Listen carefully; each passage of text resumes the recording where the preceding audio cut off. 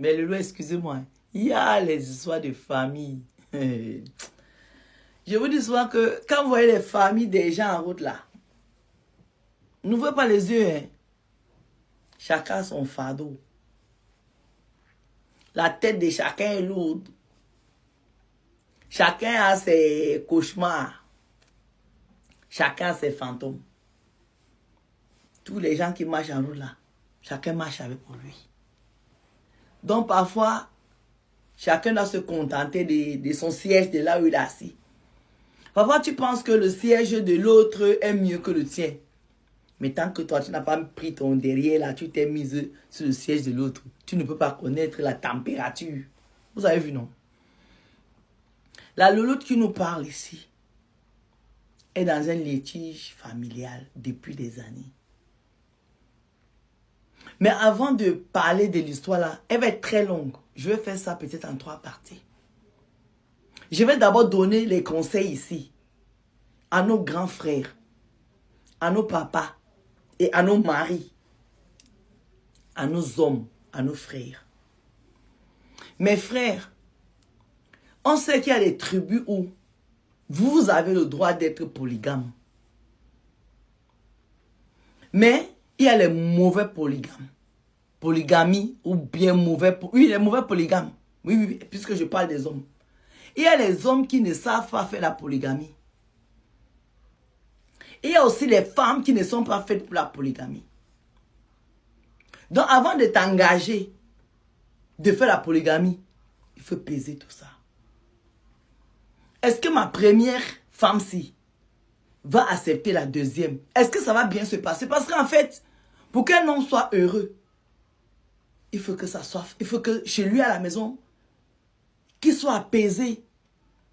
Je vous dis souvent dans les vidéos que la maison du monsieur, de la dame, c'est comme le paradis. Ça veut dire qu'il a travaillé toute la journée, ou bien elle a travaillé toute la journée. Elle court pour rentrer chez elle. Parce que chez elle, elle est apaisée. Monsieur aussi, quand il arrive chez lui, il est apaisé. Mais quand tu sais que comme tu sors du boulot là, tu rentres chez toi, il y a les ninjas qui t'attendent. Karaté, pour bien le bavardage dans les oreilles. Souvent même tu es au bureau comme ça, tu n'as pas envie de te lever pour rentrer chez toi. Parce que la femme qui t'attend là-bas là, c'est quelque chose. Parce que comme tu rentres toi la femme, le mari là quand tu vas le trouver à la maison, c'est quelque chose. Donc, essayons de faire la part des choses. Pour les hommes, cette vidéo c'est pour les hommes qui sont dans la polygamie en Afrique. Parce que l'histoire, c'est un papa père à son âme qui était polygame. Ce monsieur-là, il était zéro macabo quand il a connu sa première femme. Il n'a pas épousé. Ils ont eu 3 enfants. C'est pourquoi je vous dis souvent dans mes vidéos aux filles que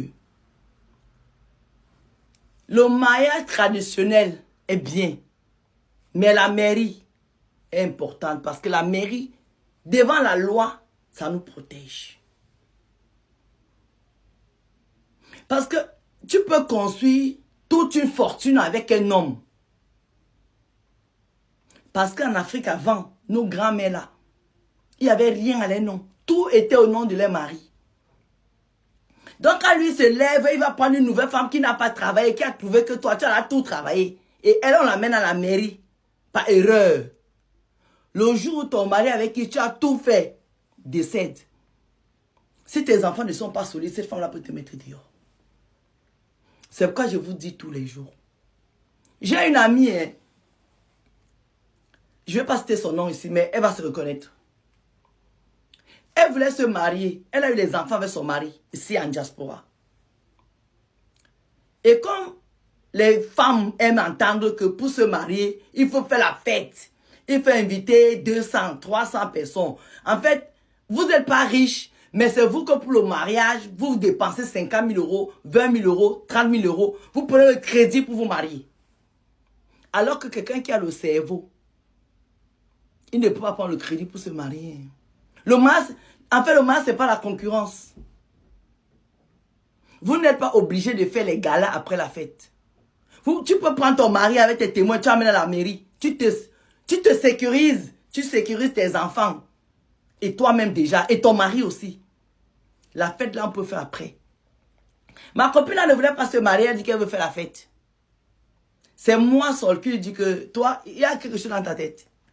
Tu es avec ton mari depuis des années. Vous avez des enfants.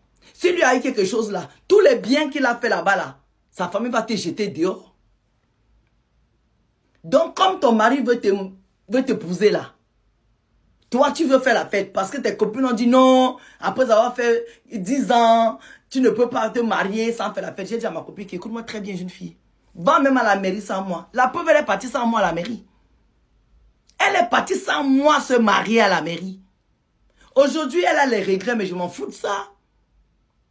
Parce qu'elle s'était entourée des petits crabes. Vous savez, non? Les gens là qui n'aiment pas voir les gens ensemble.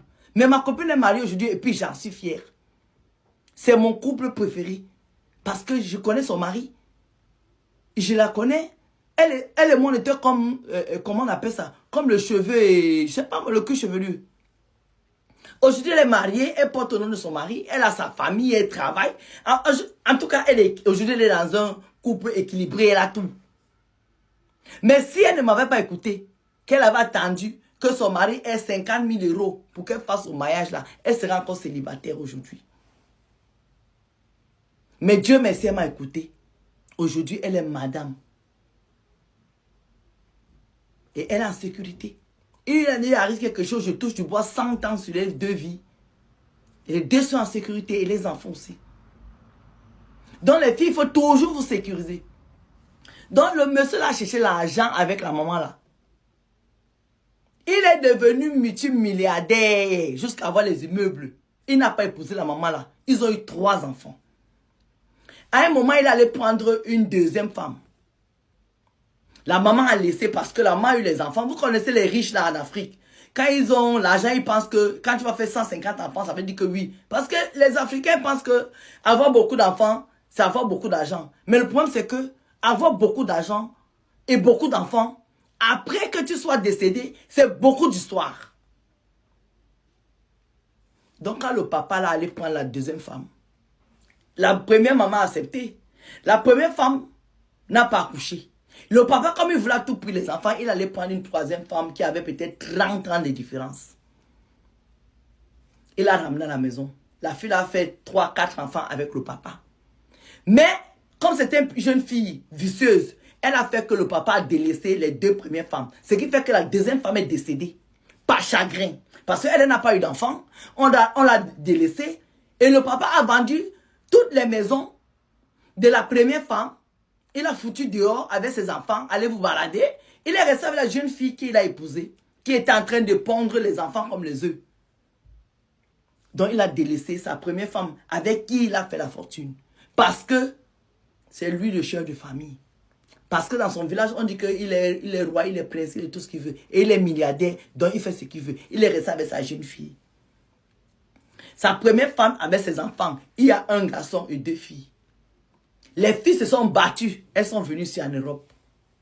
Le papa a commencé à avoir le remords. Il a construit. Vous savez, à un moment, je vous dis toujours qu'il y a 2 personnes dans nos têtes. Et il y a une deuxième personne qui lui disait que papa, ce que tu as fait là, ce n'est pas bien parce que la maman s'est construit la fortune avec toi. Tu ne peux pas la foutre dehors.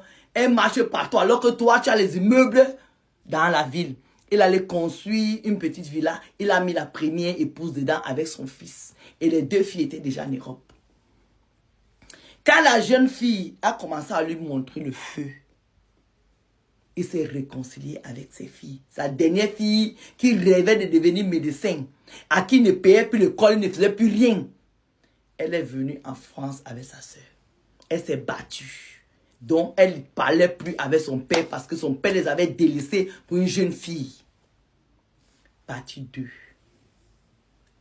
Bisous. Maman, le foulard de la gloire.